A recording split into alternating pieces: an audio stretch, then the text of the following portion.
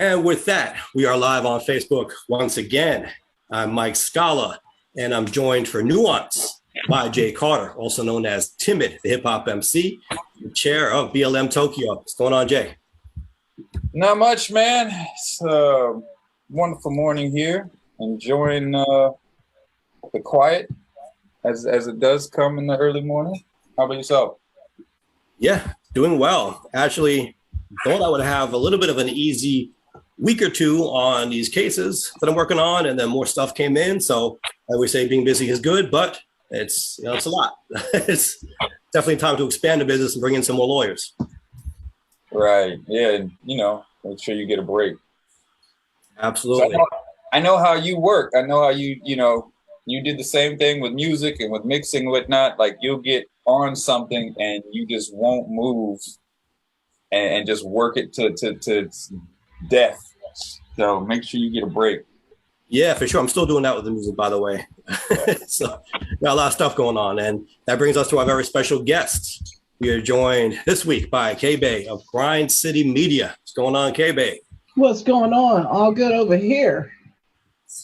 How you guys doing? Timid, it's always nice to see you, brother. I miss you. Always. We met a long time ago, K-Bay, going under the name The Button Pusher. Button Pusher! Booked me to come out to Pittsburgh to perform at the Hip Hop Buffet series. And we'll get into it a little bit later, but also I was surprised when I got there. DJ Oxygen was also on the same show. Yes, my guy. That was a surprise. I actually spoke with Oxygen not long ago. I love him. I love Ox. Nice to meet you, Mr. Mike. Yes, you too. Mike in those days was going under the name Paisan, MC Extraordinaire. That's right. Okay. I didn't get a chance to book you. Hey, well, you may need to if you're booking more shows because I got some more stuff in the works. Hey, I do many things. We talk about it. There you go. Yep. So Mike. Yeah. Oh, go ahead. Now, I was going to say, I saw your post. You're about to do your first escape room. I'm going to give it a shot. Yeah. Some people think it's up my alley as a lawyer to say, you can look for clues. I think it's going to be like a murder mystery type escape room. So it sounds fun. I'm a little bit nervous because I get claustrophobic. So the idea of being locked in a room for a long time isn't really my jam. Well, I've done a couple and I really enjoy them. Yeah. I'm a punk. What? I'm a punk. I like to know where I'm going and how I'm getting out. I can't deny. Nope. I'm a punk. It's not like that. It's not like that. I watched this movie and they was locked in there and they started killing them. And I was sold. I'm never doing it. An actual movie? Because I was actually thinking that could be a good plot for a movie or a book because the escape room has this murder mystery theme. What if someone used that as cover to actually commit a crime? Oh, there's a movie, and the movie was great because it was a prank. They pranked this guy, made him think that they were all being killed, and he went crazy. So by the end of the movie, he killed one of his friends because he thought that he beat this guy to death before he turned around and realized all his friends were standing behind him. Yeah, I don't like my mind to be messed with, so I don't put myself in situations where it's not like that. I'm a punk. It's not like that at all. It's not like that. You go in there, there's a story, and you've got to find clues, and then each clue can lead to something, maybe a key that'll open the box or the door to the next room to be able to get to escape. That's all it is. Oh. You're not being held or pushed down or anything like that. Oh, well, I'm a Gemini, so we have overactive imaginations. Yeah, that's all I'm gonna say. You should enjoy it. You should enjoy it. How long was the experience, Jay? I don't know, about less than an hour. Okay. Yeah, less than an hour. So it's puzzles, and you got to figure out different things and find clues, and I enjoyed it. We escaped when I did it with my mother and my cousin in Virginia. We escaped, and I did it also in the Philippines, and we did not escape. We did not make it. You So need the a one good in the team. Philippines was more challenging. Well, there was only two of us, and so it works better because there's a lot to do if you've got a bigger team. 4, 5, 6, and so in the Philippines there was only two of us that went in. So yeah, And then there's a time limit. Is that what happens, or you just give up? no, there's a time limit. Okay. So you have a time limit on it to solve the puzzle. I think it's usually within an hour. If you go over that time, then you didn't escape in time, and then it's over. Interesting. So I guess I'll be reporting my results back next week. I'll let you know if I escaped or not. Yeah, well, I mean, I guess you didn't escape. We won't see you next week. See that part? That's why I can't do it. Nah, but it's fun. I enjoyed it. I'd love to do some more. I think it's good. So that's what's up, though. That's dope. I didn't know. I guess I mean, I would imagine they would have them in New York. Oh yeah. Thing is, they That's started definitely in not Japan. going to an escape room in New York. Heck no. No. But you got against no. escape rooms in New York. Man, it's gangster up there, man. It's a whole different man. I know. You escape and get out in the street. No, I'm going back in. So you're saying we're safer in the escape room? I'm safer in the escape room. You don't want to escape it. No, And no. the escape room started in Japan. Huh? I did Yeah, not know that. yeah. Those whole things started in Japan. There used to be TV shows too. Well, on that note, Jay, what started in the South Bronx? Hip hop started in the South Bronx. That's right, Cedric Avenue. And now we're talking about $5.5 million being allocated to the city of New York for a universal hip hop museum in the Bronx. I think it's a good idea. Of course, we come from a hip hop background. There are some people I'm seeing who are pushing back a little bit. They're saying, well, the real problems we got going on, crime is on the rise. Why are you allocating this much money to hip hop? Yeah, I mean, I think it's a good thing too. Again, just like you said, I mean, I can see how some people might not think it's a good thing or might not think it's a good time. But I think it's such a New York culture thing that spread to the world. It deserves its due in that regard. I agree. And you know what? I would even say that the fact that some people are pushing back against it demonstrates why it's needed, right? Because I think we really need to educate the people about how this is something that New York gave the world, and it's a huge cultural export. And I think we kind of get lost in our own business in New York, but hip hop is a major force around the world. And sometimes we don't realize it's really a local thing here in New York. And we should be proud of that's what we gave the world. And we've talked about in the past, really hip hop was the civil rights movement of our generation. I mean, it brought so many people together, and it's a very important thing. It's not just a music genre. And I think that is lost on a lot of people. Yep, I've said it many times. Hip hop is that important. It was, because of that connection. It brought so many different people, and there's people around the world that are doing hip hop right now, and in a lot of places, hip hop usually starts again from people that are underserved and that are struggling, and it's their voice, and I think it's a beautiful thing. There is a hip hop group in the Middle East. Well, really, it's part Israel, part Palestine. And this is how people are coming together in that part of the world. They really aren't supposed to interact. And there's so much there are physical barriers between them. But hip hop proved to be that force to overcome that barrier. I mean, it just shows you what a powerful force it is culturally. Absolutely. Go ahead, KB. You want to say something? Oh, it's a force. It's definitely a force. I mean, you look at almost every product being marketed right now, you'll hear a hip hop beat. McDonald's, Arby's, you will hear a hip hop beat. And I think that the fact that they're willing to allocate that much finance to the hip hop museum is a beautiful thing. But I really hope that they can focus a little bit on more education. Hip hop was always an education tool. No matter what it was teaching us, it was always an education tool. And I think that if we could find a way to focus on more positive education right now, because we need healing, more healing education. We need healing. We used that music to communicate when we were hurting.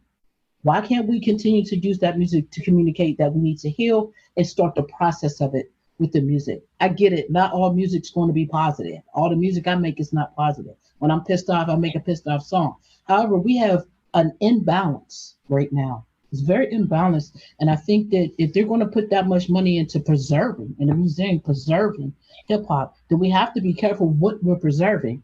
And we have to make sure going forward that we can put more positive images in front of our young people and give back to the culture of parts of hip hop that have been overlooked until recent years, like tagging. People were going to jail and risking their lives to tag on subways and things of that nature. Movies like Electric Boogie and Breaking, taggers are featured in that, and now it's a culturally accepted thing where you'll see murals all over the place. But I think if you're going to give that much money to the Hip Hop Museum, we need to put some emphasis on tagging. Right. Well, the elements of hip hop, and make sure people know it's not just about music. And I think if you're going to present hip hop the right way, culturally, the way you should in a museum, it's going to come across differently as it would be as presented by mainstream media. And that's an important thing, right? It's not just what you hear on the radio, what you see on TV. You're going to a museum now. So there's a responsibility to show really what hip hop is all about. And it's much more balanced than people will give it credit for if they only see what's on the surface. Right, absolutely. Yeah. And those points about, spreading the culture or even teaching and healing and stuff, there was that movement in the early 90s up until about 96, 90 to 96 era, when we had people like the Native Tongues, and we had that movement where people were wearing the African medallions and they were talking about unity, and people were talking about knowledge and, dropping knowledge, dropping science. Like, there was that movement until, there was a big shift in the industry. More corporate money got into it and whatnot, but there was that unity movement. And that's what I mean, though. That's exactly what I mean. When the corporate money came into play, there was a shift. We need to shift it back. If you're going to put that much money into the Hip Hop Museum, throw that shift in there, throw it back and say, hey, we still use this because that movement didn't die. It's still there. No. Yeah. Put some light on it. Put some emphasis on that love movement and combine it with things that are going on with like Black Lives Matter. Like, these things need to be put hand in hand. That is hip hop. That movement that we're out here fighting right now, it is hip hop. All right. So if we can shine some, people don't understand what it is. And it's mainly tourists really who go to museums, and that's a good thing. If you can get tourists who visit New York, visiting a hip hop museum and learning really about what it is for real, then when they go back to wherever they're from in the country or the world, they're going to spread that knowledge and that wisdom with them, and maybe it will change people's perceptions. Maybe that even eliminate some of the hate crimes that we have, and some of the hate in general, some of the negative energy that we have in the world. Maybe it's it'll change the conversations. Exactly. It sparks conversations. It sparks people's minds. And last week we were talking about how the mayor is being sued for cutting the education budget to the city budget. Well, this is actually a way. Some people say, well, your priorities in the wrong place. But no, we talk about how education is so important, how culture is so important, how arts fostering that part of people's mind, their creativity, how that's all very important. So this funding can go really towards that and really helping people grow as people and become better human beings, more well-rounded people.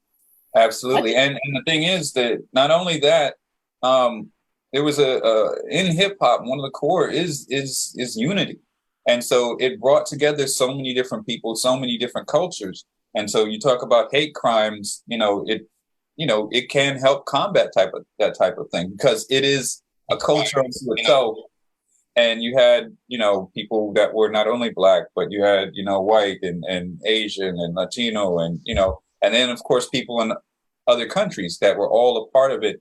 And they can, recognize each other just as hip hop. You are hip hop, I'm hip hop. And so I think that's where the strength of it was, and why I've said and you've said that it's kind of like the next generation's civil rights movement and struggle. So we also have to remember this as well. Hip hop is a lot of different genres of music combined. So I do something with a foundation that I'm on the board on called the Sonny Pooler Foundation, Sonny Pooler Memorial. And what they do is they take music into the healing places, hospitals, personal care homes, things like that. I'm the only person that does hip hop. So I'm going in there with these people who are ready to see jazz or blues or soft rock and roll. I'm going in there with elders, with hip hop. So the immediate thought is this stereotypical thing that they've been fed through the media. Right. And we start them off with everybody is hip hop. I'm not hip hop. No, I'm not. Sure you are. Because we all have one thing in common where hip hop comes from. What is that? I said, shh, be quiet. Listen. What you hear? My heartbeat. There you go. That is our natural hip hop beat. That is what we walk to. We all have it. Now, some of us choose to bring it out as jazz or rock and roll, but that's hip hop. Right. It's the essence of who we are. It is the essence of it. Yes. So we can go back to embrace that simple thing that we all have in common. No matter what's on our, we all have that one thing in common. Then we can embrace the idea of them putting money towards the education of hip hop and what it really is, what it really represents, because really what it represents is our heartbeat. That's right. I want to shout out some of the people in the chat. Robert Joseph says, hi, Mike. Hi, Robert. Lixa has some good comments here. She says, I'm aging myself here. However, I remember listening to old school rap and hip hop in my adolescence. The message was so different from today's rap. Oftentimes, it's just what's presented, though, in the media. I mean, as we said, that stuff is still out there. It's just Right. balanced in the way it's being presented to the world, which is unfortunate. That's why I'm hoping a project like this can correct some of that. Yeah, yeah. And to be fair on the other side, as far as this unbalanced image, yes, in the mainstream, it's more unbalanced, even though it's gotten a little bit better, I think, in the recent years. The music listener has to also do what people might have done back then. You have to go look for some of this stuff. You know, I know there's a lot of cats from the 90s that are still releasing music, still releasing quality music, still touring. And their fans that were fans then are like, oh, my God, you know, what happened to our rap? And it's not, well, it's still there. You just got to go look. You know, these guys and these girls, these women are still releasing albums. Like, you know, you instead of complaining about it, go find it. And the playing we field have is to a little bit more level now because of the internet and because you're not as reliant on TV. If you used to watch MTV back in the day, now you can find anyone. You can find a mainstream artist and an underground artist, you know, quote unquote, in the same search or, you know, within 2 seconds apart just by looking stuff up. So it's a different ballgame than it used to be. We have to be patient too. We have to be patient with our young people, right? Because we're working in a generation. The last 2 generations was born to a world that knows nothing. They know nothing but fighting. Let's be real. The whole world at some point or another have been fighting for the last 2 generations. This is what these babies know. Yeah. So that is what they're expressing. This is what they see in their communities when they turn on the TV, Facebook, everything. The president's fighting, this country's fighting. They done took this country, they done started this, they done shot this. They know fighting. So they are not familiar with the love movement. So we need to refamiliarize them with love. And how do we do that? With the heartbeat, with the music. So we have to take it back to the core and be patient with them because not all of these babies that spit what we're hearing want to. And I know that by interviewing a lot of them. They don't want to. They're hungry. They're broke. So we have to change the way the business of hip hop is being done. And that I blame on our generation elders because we have the opportunity to change the way the business of hip hop is being done so that these babies won't be forced into these must eat situations. Why don't we talk about what you do? You mentioned you interview people. Well, let's get into it. I do many things. Hi. There's a lot of stuff. There's a lot of stuff. Let me do a little rundown here real quick. So you now do media education, but you've been involved in media for a long time. Author, show producer, artist, TV producer, and just all around person that tries to put Pittsburgh on your back and have been trying to carry it for as long as I've met you, as long as I've known you. And 8 years. So let's get into it. A little bit of you and then, you know, some of the stuff. All right, so for everybody tuning in, my name is not your average CEO, K-Bay. Most people know me as the button pusher. I do all the things Tim said and more. But my main goal has always been to uplift in whichever way that I can do that. And what I found in the city that I'm in is, and this is in a lot of cities on the local level, nobody believes in your dream, right? They can't see it. They can't see your vision or understand your vision the way that you do. So you have to kind of do it. So you don't get press, you become the press. I become my own press. You know what I'm saying? Like, so my journey is amazing. I started out as a DJ. Most people don't know that. I like to blend, and I'm actually back to blending now. 27 years later, I'm back on the tables. But I love to blend music. I love to hear those different sounds come together, and just it's just so beautiful. And I was doing that, and one day I was blending music, and this guy at the barbershop, Keith the barber, he said, "Hey man, I like your mixtape. You should get some turntables. 'Cause I'm trying to do it with tapes, for two tapes together and try to play them at the same time." And he said, "Get you some turntables." So I went and got me some Techniques, which I still have. And he was buying them, and he's like, "Oh man, you do well with an MPC." So I bought an MPC. And one day I'm down there trying to make these beats, and I accidentally plugged the headphones into the mic and coughed, and then my voice came through the speaker. Oh, what? Oh, what? What? So I started rapping, and when I realized that not only was I doing this, there was a lot of other people doing this, and those people weren't getting any type of attention or press. It changed my thought process of what I was doing. I thought I was just going to be a rapper, maybe, or a producer, maybe. But what I found was there are avenues in our cities. All of us have different avenues that we could travel to put ourselves in a position to help ourselves and others. And one of those avenues is where I currently work. 20 something years ago, I started a TV show at public access TV called The Ripple Effect. And what I wanted to do with The Ripple Effect was bring anybody that thought that they could perform. If you thought you could rap or sing or do a poem, I'm putting you on TV, but you couldn't curse. And what that allowed for us to do was me be a weirdo commentator having fun, showcasing people that weren't cussing, so the babies and the elders could watch the same show. We were bridging gaps. And from that came a couple other TV shows. I ended up doing 3 total here at PCTV for about 7.5 years. And I was here so much, people thought I owned PCTV. And I started thinking like, well, if people think I own PCTV, maybe I should build my own TV. Because when you're working within someone else's frame, you're working with their rules as well. And I wanted to not do that as much. And I wanted to put people on stage where they could really be free. So I started the Hip Hop Buffet series, and I invited Tim down year 1 to do this show. He came and he kicked it, and we did that show for 4.5 years. Every month we fed people real food. Tell them, Tim, it was real food. It wasn't chicken fingers in a quarter. Yeah. You had Hip Hop Buffet. It was a buffet, and it was hip hop going on. That was Yeah, it was fun. We did that. I loved that. From that came from the very first Pittsburgh Hip Hop Awards ever, which were the Hip Hop Buffet Series Awards. And then from there, I was like, what do I do now? Because it's still not enough. As I was doing that, I was learning. I was learning how to film stuff. And I learned all these things from necessity. I wanted to work with my people and I'm hiring people and they're not coming with my product at the right time. I need to get this commercial on TV. I'm getting it 2 days before the show. So what am I asking you to do that's so difficult? Is the question I always ask. When I ask someone for a product, what am I asking you to do? So I went and learned, and I found out 2 things. Editing video is very tedious. It's very time consuming. The other thing I learned was I can do it. And once I learned that I could do it, I started doing it. And so I was able to create my own media slowly but surely over these years. I now have my own studio, Swissville. It's music and TV studio.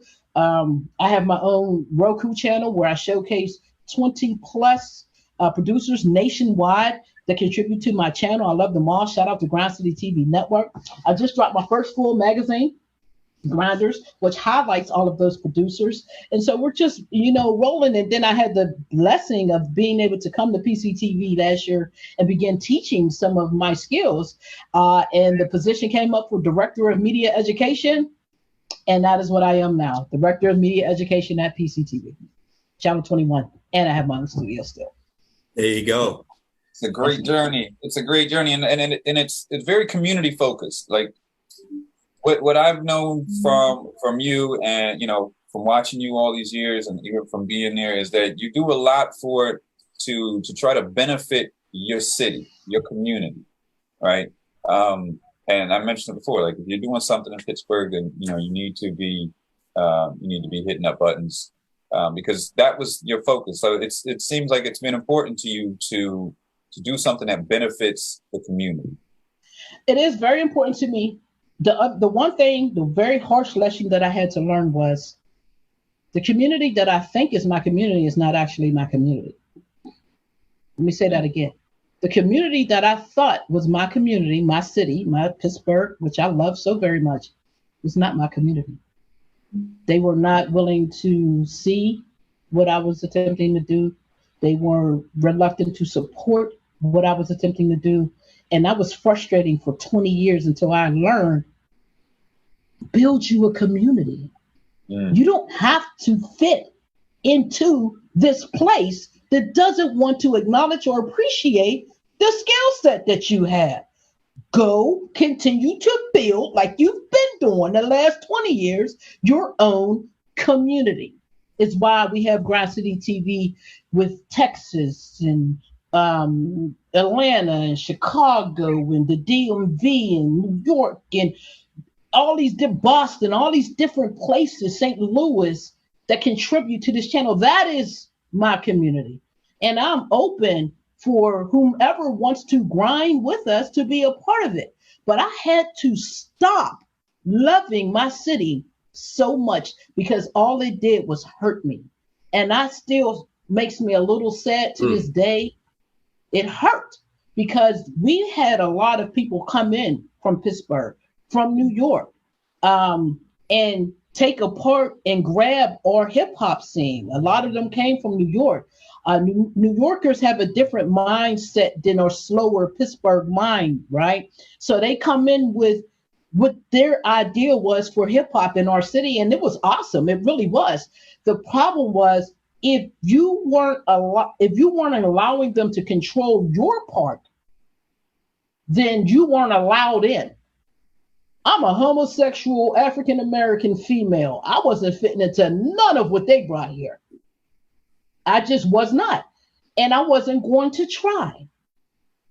So when I built what I built, I didn't ask for no funding. And I got my studio, no grants, no loans, just grind. So when I say it is possible to build your own community and expand it across this nation, it is possible. And you don't have to be a rich person, but you do have to be a real one. And that is one thing that I pride myself on. You may not like everything that the button pusher says, but you will have to respect what the button pusher does because she's real. You know, it's funny you mentioned New Yorkers having a different mentality. Something I noticed because I grew up in New York, so I only really knew New York when I was young. Then when I started traveling out of New York, I would see that. And I would see one example that always struck me was when I would go to other parts of the country, their radio stations would have a summer jam event like we did in New York, but they would promote their local artists on the stage. And that was crazy to me. Like even in DC or up and down I-95, I would see that. In New York, I guess it's different because our local artists were 50 Cent and Jay-Z, but they didn't put on the more underground acts on Summer Jam. That was something you would see. And I always felt that other places, I guess, just because of the way it is, that it enabled a bigger appreciation for their local artists. But it sounds like you're saying in Pittsburgh, you really weren't feeling that kind of love. I'm not saying that because that's what I did. What I'm saying is the people that ended up taking control of our hip hop scene on a big scale, the ones that had the access to the big press, the people who had access to lenders and people who are willing to give and no other kind of folks that got it, they weren't willing to see what we were bringing or had already brought to the table. They wanted to discard it or control it. And what I'm saying is I can still do my brand of what I'm doing over here on a smaller scale. It doesn't have to be big. It just has to be real. Because what I wanted to caution people about was watch going for the big stuff because the big stuff's not always real. Right. If you come around here, it's real. There was real food at those shows and everybody ate. Everybody ate. Right. I didn't eat. When a homeless guy walked past, I would make a deal with the homeless people. I will feed you this evening if you continue to keep it moving, because we don't want someone to misinterpret your presence. So here's a plate of food. So I knew I was going to have at least 8 extra people to feed that evening, Right. because the homeless will come around. And I didn't want them to hang out, because some people like to stereotype, all right, take this food and keep it moving. That is hip hop. Yes. And really what you're talking about is authenticity versus that corporate interest or big money or people coming in trying to control it. You're saying, let's keep it for the people who are really making it and keeping it real. Yes. Now, and that's what hip hop's supposed to be, right? Yes. Now, when you said building, and I think it's a good segue, you put out, you authored a book called The Building Process. So can you talk a little bit about that? And I've read the book. I actually reviewed it. And it was, yes. So yeah, could you please talk about that a little bit? The Building Process by the Button Pusher, DBP by DBP. So I think when I wrote the book, everybody in Pittsburgh got nervous because they thought that I was going to talk about what I had experienced with these people. And I did not do that. And I got stories to tell, but why? I wanted to document my process of how I built my first company, JPB, because it was hard, but it was important. It was an important step to not only me, but every person that was impacted by what JPB did. And I wanted to make sure that they knew that I loved them for walking that road with me. I wanted to make sure that they knew that every move that we made was important enough for me to document it personally. And I wanted to make sure that the babies coming up knew that there is a process. Everyone has a process. You should have a process. And what it is that you're attempting to do, here's mine. If it's useful to you, please feel free to use it. So that is what the building process is about. I used to work on roadways. I used to do roadway construction. I was an inspector. And one thing I learned from that job was how to build a road. It's why I am now very patient when I see road work. Still gets on my nerves, but I'm way more patient, because when I watched how they build the road, the whole process, you got to survey your land, got to go out there and see where you want to build. And once you do that, then you got to secure some things, and then you got to clear it out and grub it. You got to clear and grub. You got to tear out the bull crap in the land, right?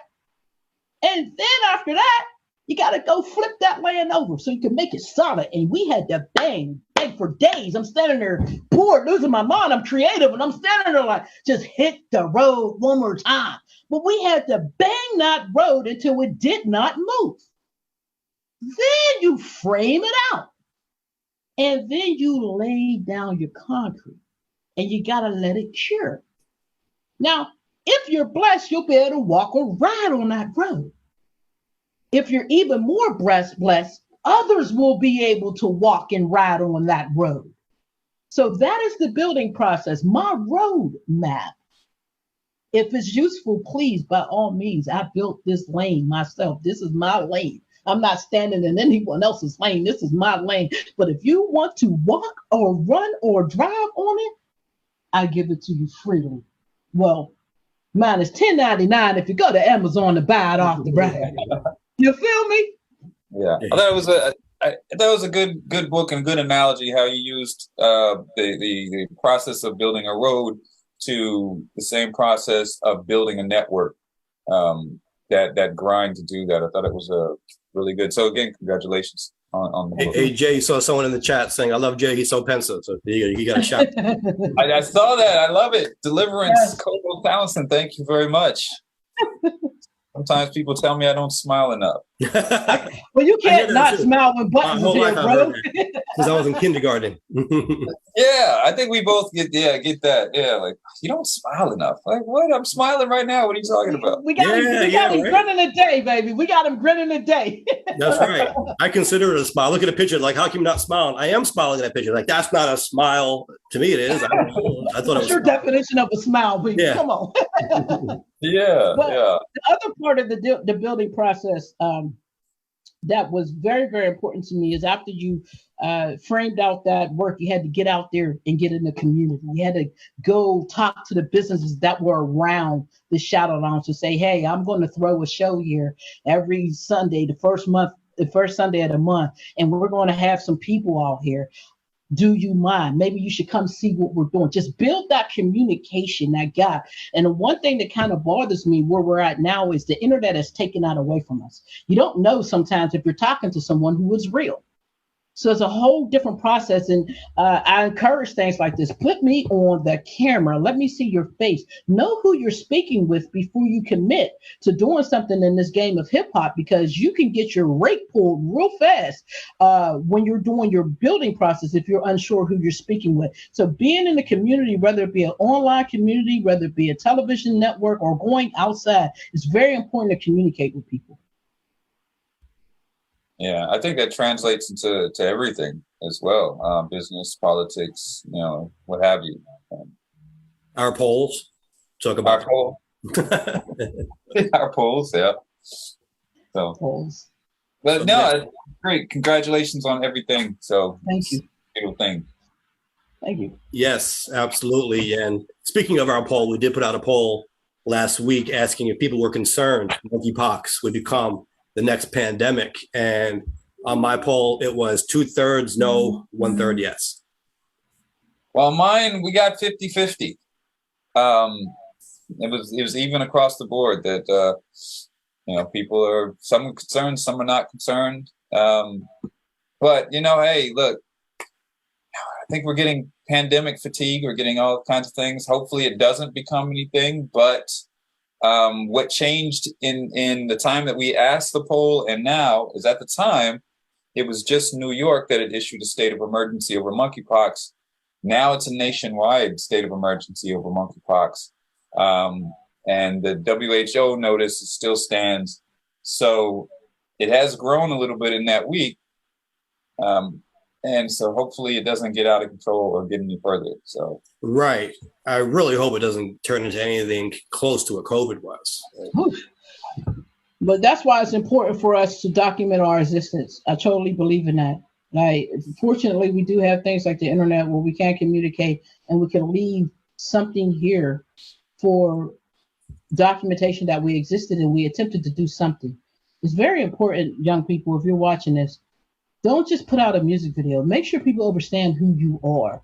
Do interviews, talk to people, write a journal, a blog, a book, something. Let people know who you are. One thing that I'm realizing, and I say this all the time, hip hop has a homicide problem for whatever reason. And, the parents get on, he was a good boy. Well, his music said he was a killer. The streets said he was, you feel what I'm saying? So we don't know who these people are, but we look up to them, especially our babies. We admire the work that they've done. Know the person. So be sure that you leave your legacy correctly, because when someone else tells your story, it's not going to go the way that you think. I tell people all the time, listen, I don't need you to tell my story. I just need you to repeat it. I've told it over and over and over. Memorize it and repeat it so that we get it right. That's so important in politics too, because I do a lot of political stuff, and that really is the whole game, right? Controlling the narrative before someone else does that for you. Yes. All right. Absolutely. Well, hopefully the narrative of these new things that keep popping up don't get out of control. So James in the chat, I think once school starts, I think monkeypox will get bad. Hope not. There's another one. Just yesterday, there was another news bite. There's a virus out of China that's something that they're keeping on the radar. Yes, they call it a Henipa virus. It's already infected 35 people. The WHO says it's got a 40 to 75% mortality rate. The problem is people at a certain point just throw their hands up and they say, well, all these things are out there. I'm not going to live my life in fear or under control. And unfortunately, it leads to some people not taking the proper precautions because they just are done with it. They're sick of it. And I think also it feeds into this whole idea that, this is just a conspiracy, whatever. It's government's way of controlling us, whatever people think. Right. Sometimes it's easier, I think, or more convenient for people to believe that than the truth, because the truth can be more painful. But Right. regardless, I think there are people who aren't taking these things seriously just because they've had enough. They're fed up. They're tired of it. And that becomes a problem too. Right. Absolutely. And we have a short attention span as a society. You know, we're used to 30-minute TV shows or 1 hour TV shows, and then it's done. We can go about our day. You know, our news cycles change constantly. Whatever whatever it was that was hot changes into whatever else is hot, and so mentally it's kind of over, even though it's not. Yeah. Just like the war in Ukraine, it was what dominated all the news. Now it's not really on the news as much, but it's still going on. There's still people. It reminds me, it's like I'm working on a project, and for me, an album was always 13 songs to 19 songs, something like that. Now they're like, nah, that's way too much. I don't want to hear all that. 9 songs or less. Do a 6-song album. Like, that's an EP. That's an EP. What are you talking about? But no, that's an album now. This people's attention span is what people are used to. Everything is like fast food. We want to listen to it quickly and be done with it. I've been making one verse bangers for years. One verse bangers. I'm gonna say it all. But even the verses got shorter. They used to be 16 parts. Now they're 12. I've been doing it for years. I've got a whole series called "Can I Get a 16?" Sum it up, people. Yeah, I saw that. I actually did watch that. Might got to change that to "Can I Get a 12?" Yeah. So I mean, it does that. I mean, speaking of that, that's when I started posting up verses on Instagram Reels in the short thing. Just one verse, 1 minute or less, and it's basically music videos for 1 minute, or music presentations for 1 verse. So yeah, I guess you gotta get with the times, basically. Either that or get rolled past. Rolled past. And I've always said this too. I think there's something to be said for being a leader and not following trends. And there's a balance to be found. Sure. You can't be so out there that no one wants to even pay any attention because you just way in your own lane. But you want to do what feels right, and you don't want to do something just because other people are doing it. You want to do something to make it cool so that people start doing what you're doing. Right. Absolutely. You're like, I don't care. I'm just gonna do my thing. It doesn't matter if anyone follows along or not. You know why? You know why? Because that's a trap as well. We have to be careful. Just lead. Just if you were born a leader, just lead. But let me ask you a question. If no one is following you, are you a leader? Yes. Okay. Maybe not for your generation.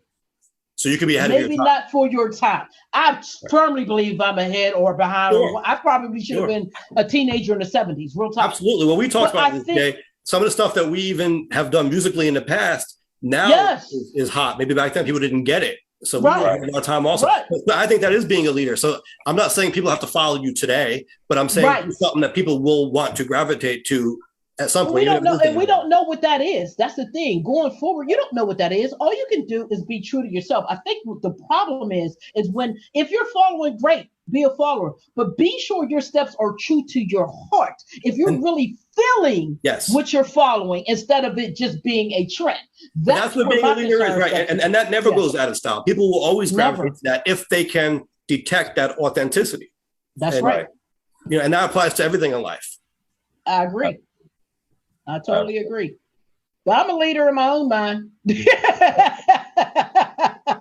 It's still here for now. I got like 10 followers or something. I'm a leader in my own mind, but I think it's important. I have a grandson, man. I had a son, I got a grandson.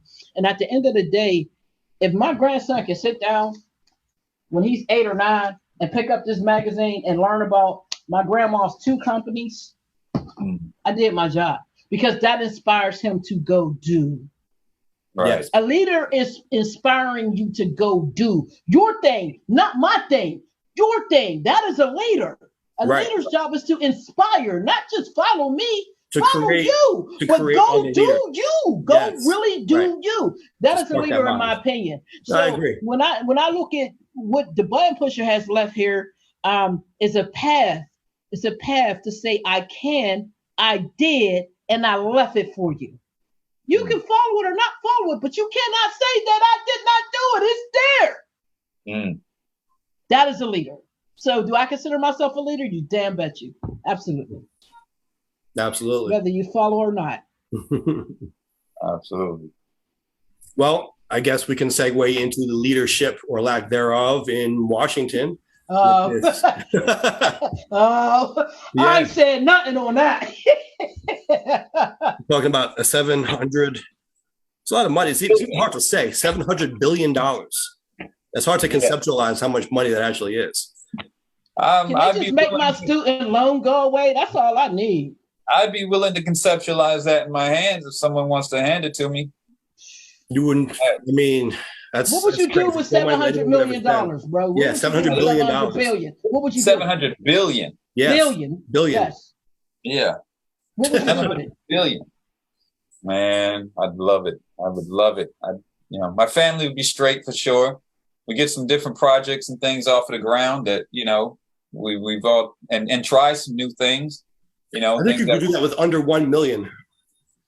You maybe, but why not have the extra? I want to send a caution. There are a lot of people who think that there should be no billionaires. That right? I want to send a caution to people. I really do. Like, if in Pennsylvania, we just had our lottery was $1 billion. Somebody won $1 billion in the lottery. Yeah. You know how much they actually got though? With the taxes? Less than that. But if you can win $1 billion in the lottery, then that has me questioning the legitimacy of the money. It has me questioning the real potential and the potency of the capital that we run to so much.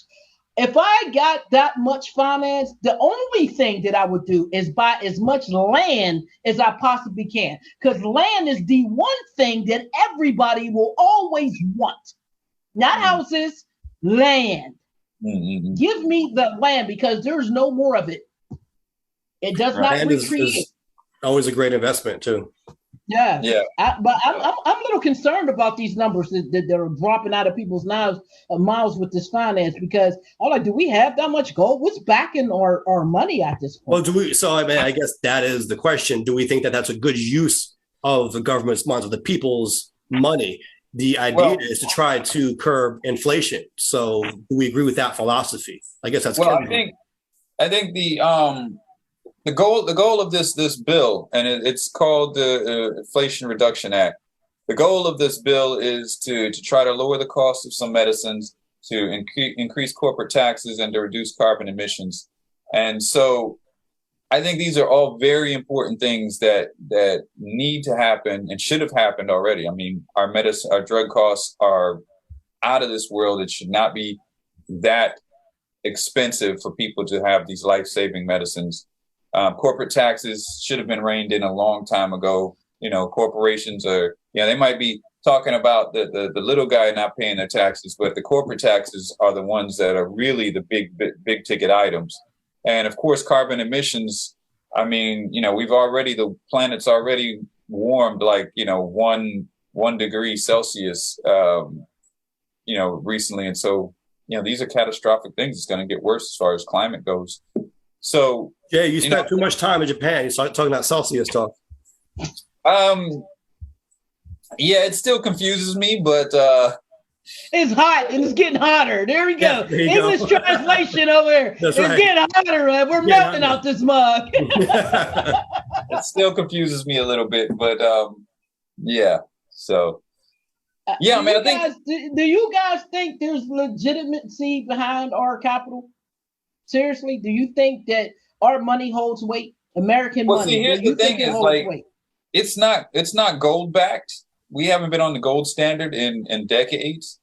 What it's backed by is us.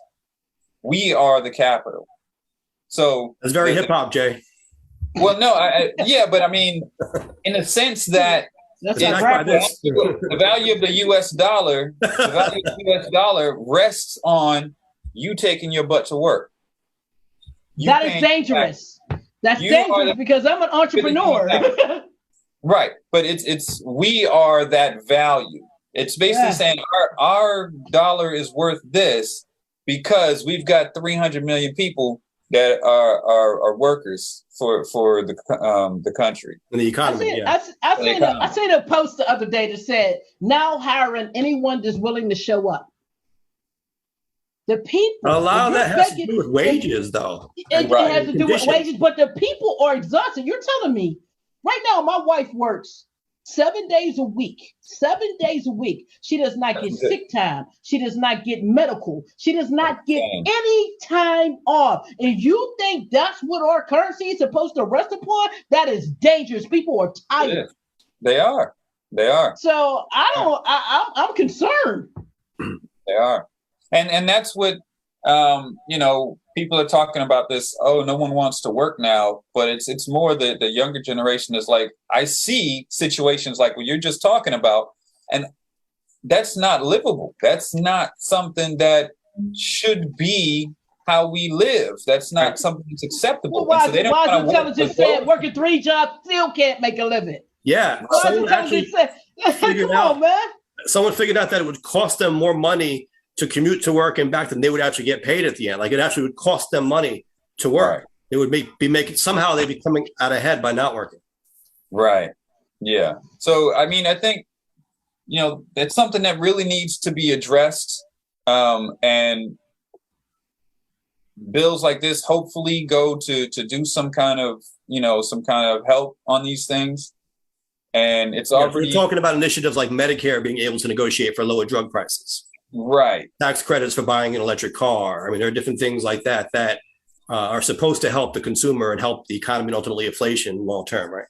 Can you afford an electric car? On my salary, I'm sorry, I can't afford an electric car. Well, that's what part of the criticism was, that this bill. Who's it for? Right. For working poor? And you know what? It's a fair criticism that they think that the bill doesn't do enough to affect the everyday consumer, the everyday person. Although I would argue the Medicare pricing does, and there are things in there that do. But it's a fair critique. Right, and there's some, like, if you're talking about it was criticized, like you said, about not addressing the average everyday person. But aside from the medicines, I think even reducing carbon emissions and increasing corporate tax does affect the everyday person. It's not as much of a tangible type of thing, but if you reduce carbon emissions and we can try to slow that down, then it will be less out of pocket for the average person. Because as these climates rise, as these temperatures keep going up, you're going to need to use your air conditioner more. That's going to be more. You're paying every month. I agree. I think the issue that people have is they're not concerned about the long term right now because they're feeling the short term effects. Oh, absolutely. They want to know what's going to help them at the pump when they fill up their car. And so the long term stuff, they're like, well, that's not going to give me any relief right now. Right. You have to also look at who is governing these factors. All right. So if the people who were talking about the generation right now was the generation right now, it would be received better. We're talking about really old politicians who are out of touch. They're out of touch with the everyday person. The everyday person is saying, man, get the student loan off my back from schools that got our money and closed down. And My what's college is a $30 check and say that? sorry. Literally, the college campus I went to is a Walmart now. And that says something about America. That's America in a sense. Their money, and they say, here goes $30 for your inconvenience, but you still got to pay the $67,000 back. That's the everyday person. The everyday person is saying, hey, my light bill doubled. It doubled. So I feel what you're saying, but if you don't go to Duquesne Light and say, Duquesne Light, this is unacceptable that you are doubling you're charging them for the light service and a supplier service. Oh, you can pick your supplier. Yeah, but they're the same price as you. That's unacceptable. Someone needs to directly deal with that right now. Take the pressure off of us so we can allow your bill to work. You're telling us to be pressed under this bill, and hopefully our kids will see it work. We're not happy with it. Right. Because you've been saying that for the last 3 generations of presidents. It's not working. And hopefully the actions to curb inflation aren't just going to be generational actions. I mean, I think they're intended to do something more short term than that. Because now really when people are feeling the effects of it, and this isn't obviously this requires a long-term solution, but because of what's happening all now, I'm gonna say is ever since the new guy got in there, we ain't got no stimulus money. That's all I'm gonna say. I ain't got a check. You know what I mean? That money has to come from somewhere, so eventually that's gonna be paid back. I think one of the things that can be an immediate effect for people is if they can lessen some of these drug prices, because it's over 60% of people in the US that is on medication. That's an immediate effect. And these medication prices are pretty much outrageous, you know. So that can be an immediate effect. Hopefully, again, like you said, there's some other immediate effects coming out of these bills. Because, short-term solutions are not the only thing. If we keep doing short-term solutions, right, we're going to have to keep doing patchwork constantly. So that you need both. You have to have both. Yeah. Yeah. I agree with you, Tim. I just like to play the devil's advocate sometimes. Button pushers in my nature. It's okay though. We need that. That's why the show is called Nuance. We like it. We need the devil's advocate because that also highlights the opposite side to know if there's something there that we need to address as well. So I'm a broad thinker, right? So what I bring here is what I'm hearing the average person complain about. What I'm hearing my wife complain about. You feel me? And I got to sit there and try to figure out a way to explain this to her that makes sense, because our pockets right now don't make sense. Right. We're both working our tails off, and by the hearing my chinny chin chin, and I got quite a few from getting old, I'm able to keep running everything. Yeah, I got great ones too, Tim, but it's bad, bro.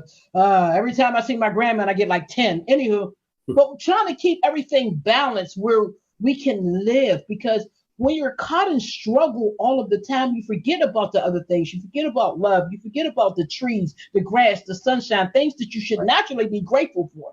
So we have to find a way back to that. I think just as a society as whole. Hold up a minute. Hold up with the money. Hold up. Be damn grateful that we are still here. Because I think if everybody can start with a level playing field of gratefulness, we can work together and change some things immediately. Right. We are in a very ungrateful society.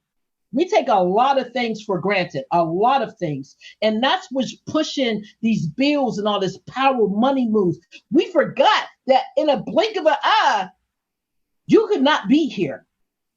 Yeah. So I think just, if I was a politician right now, I would find a way to show how truly grateful I am for the opportunity to serve my people, for the opportunity to breathe, for the opportunity to live a little bit better. These cats don't present themselves as grateful. They present themselves as overlords, and that pisses the common man off. That part. Yeah. It pisses us off. We're entitled. We work every day. Why ain't we entitled?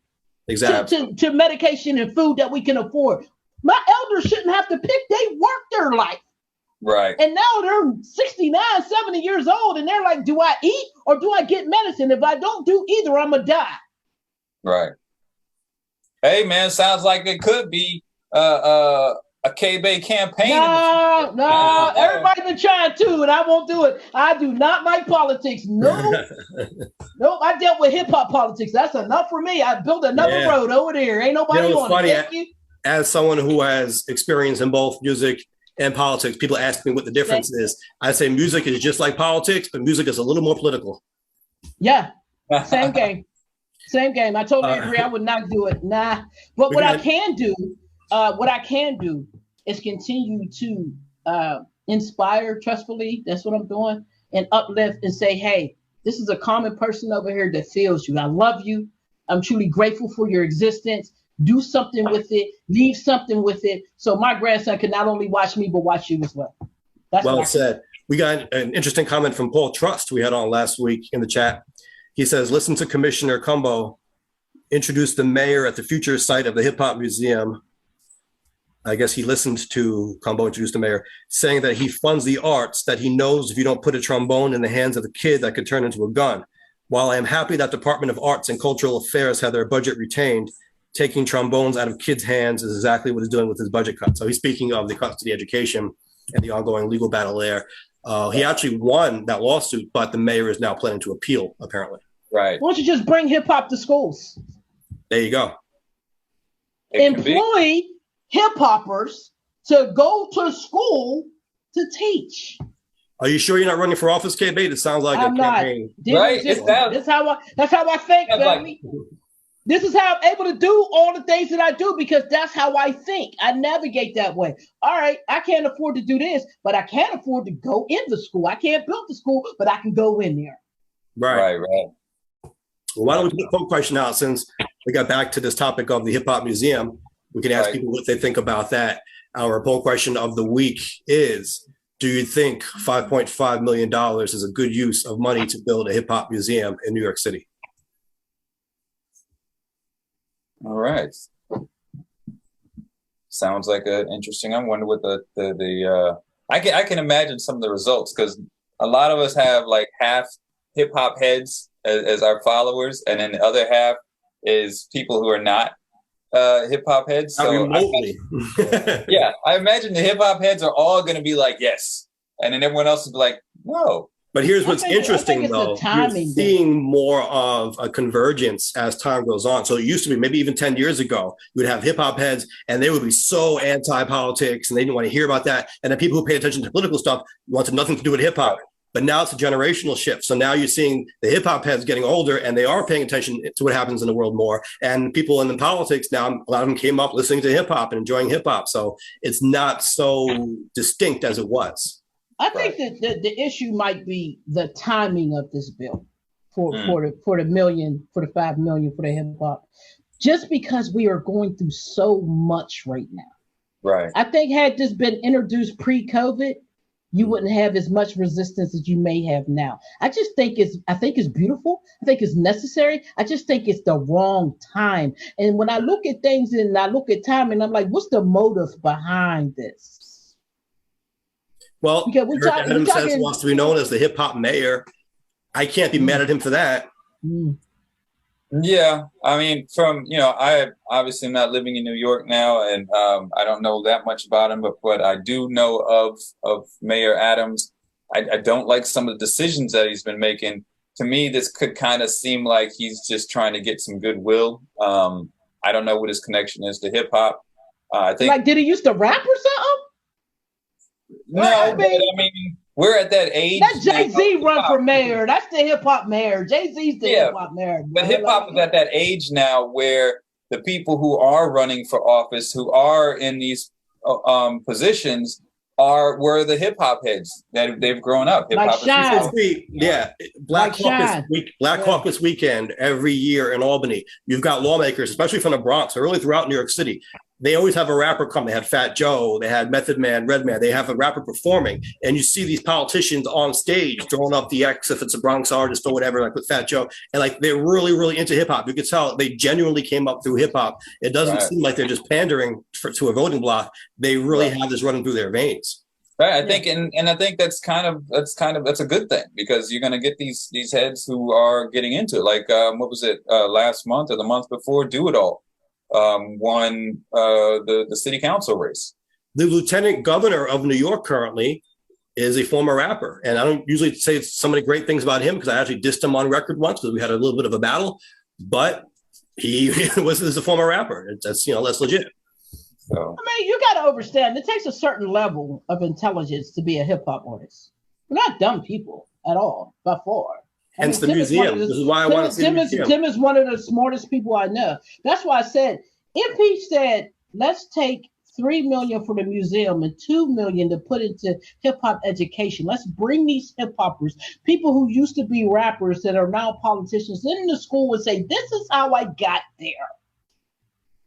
I think that would fare better with people because now they're showing the example. The example is walking into these schools that are run down, that are hurting, and saying, you know what, I came from this, I rapped about this, and now I'm in a position to change this. And this is what I need from you in order to make that occur. Young people, I need you to put your guns down for me. Yes. I need you to get a little educated with me. If we could allocate some money to that and make that a part of the Hip Hop Museum as well, I think that would fly over a lot easier because these babies are influenced, number one, by hip hop, not their parents, not their friend, by hip hop. Well, exactly. And one point I'll make is I hope that the programming at the museum will feature some of that. So it's not just a destination that has nice, pretty exhibits. But I hope it really does include going out into the communities and presenting the museum, presenting hip hop to the hip hop. But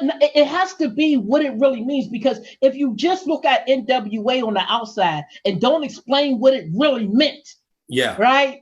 We have to make sure the babies understand why NWA was so hell-bent to being what they were when they first came out, and how it changed and why it changed. And then because the pursuit of money, and KRS and Boogie Down Productions and Chuck D, Public Enemy, all that messaging, There's messages in all of this stuff, and a lot of the music that the babies make now has a ton of messages in it. But we're not able, some of us older ones just aren't able to decode it. Right. So we get frustrated and we say, oh, that's bad rap music. I'm guilty. I've done that quite a few times. It's not. When I sat and I really listened, when I tolerated getting through it all and really listened between the hook, I was like, oh, y'all fuckers on the side. This is his struggle. This is her struggle, right? So if we can take some of that finance and allocate that to education, this is what this means. Like the cops decoded and figured out what certain things mean. We have messages that we're feeding our children, positive and negative, still in the music. They're listening to it for a reason. We have to decode it and teach properly. Teach what hip hop is becoming, why it's becoming this way, and how we go forward. Because it's not about fixing it. It's encouraging more growth through it. Right. Exactly. We have to wrap up here, but I did want to talk about, before we signed off, the letter that went out, signed by 15 elected officials in Queens and 2 community boards, to reactivate the Rockaway beach line. I have to be careful with how I describe this because there's already been some controversy over it. Really what the letter is specifically, the letter is calling for an EIS, an environmental impact statement, which is a necessary part of the plan. So the idea is to ultimately reactivate this train line. It's been dormant since 1962. We want to make it as part of a subway plan to allow us to get from South Queens to North Queens and ultimately Midtown Manhattan, which right now is not even possible by the train. It's crazy. You got to go all the way around through Brooklyn, and it takes way too long. So people who live in South Queens are really cut off from the rest of the city. So a lot of support now for this EIS, which legally is a required step. If we wanted to have this become a reality, it would need to be studied, and kind of relates back to what K-Bay was saying before about how you have to survey all these different things and figure out what you're doing. You can't just start digging a tunnel for a train. So this is a required part of the process. 15 elected officials signed it. I serve now as counsel to the not-for-profit that really put this together. And so I'm really happy that we got this done. And I'm happy that the 15 elected officials signed. We have Donovan Richards, the Queensborough president, James Sanders, senator. We have every Rockaway elected official, which is very important for me because it was the Rockaway beach line. I wanted to see unity amongst the Rockaway community. And then sometimes you don't see that, but I think no matter where you are in Rockaway and in South Queens, really, we should be able to agree that we need better transportation. So we have to be coming together on these issues. Otherwise, we'd be shooting ourselves in the foot by staying divided. We got everyone who represents Rockaway to sign. We've got support from South Queens, really throughout the borough, and 2 community boards who are saying that they want a study. Now, 1 community board did come out. I guess they got some pushback. They said, hey, listen, there's multiple ideas for what to do with this right of way. Some want to make it into a park. Some want a train. What we're saying is we want the train line option studied so we can have a real cost benefit analysis. And that's really all we can ask for at this point, to see exactly how much it's going to cost and what the return on investment is going to be. But I'm happy that that step has happened. Now we need it funded and the MTA to actually do it. But to have 15 elected officials throughout Queens, I think is very promising. It sounds like a good thing. Sounds like a possible win for the people and for the potential for getting better transportation out there. So that's what's up. So we want to thank K-Bay for joining us this week. And I think we had another very good conversation, had some good jewels drop in here. Don't forget also, Nuance is on YouTube, so please go and subscribe to us, Nuance with Mike Scala and Jay Carter. Also, if you're a podcast person, the podcast is everywhere. So this will also be available on YouTube and will be available on whatever podcast platform that you're using. And again, join us every week here, 7:00. Thank you, guys. I appreciate you. Find me on Grind City TV Network. Add us on Roku or at Media Grind City. See me for everything. Oh, yes. And on that note, Jay, we should actually do the bottom line. So let K-Bay have the last word. Oh, what we do, we allow our guests to have the last word on here. We call it the bottom line. So I'll be taking it, Mike. I just take it. Here we go. What for you, K-Bay? What is the bottom line? The bottom line is, first of all, salute the people that salute you. Period. If they appreciate you, appreciate them back. Live, love, laugh, smile, and elevate. That's the bottom line. Love it. Love it. Thank you all for tuning in, and we will catch you next time.